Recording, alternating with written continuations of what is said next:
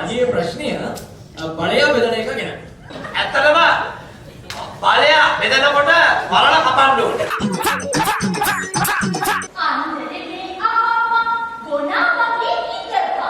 පොළොන්නරුවේ හිටන්.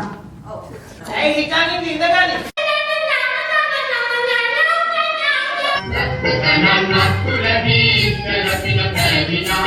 I can reduce your belly.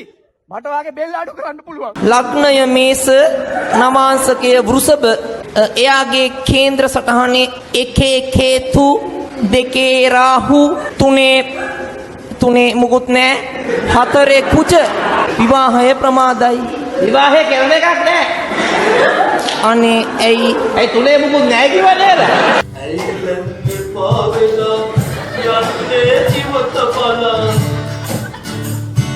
ලස්සනයි බලන්න ඔයාගේ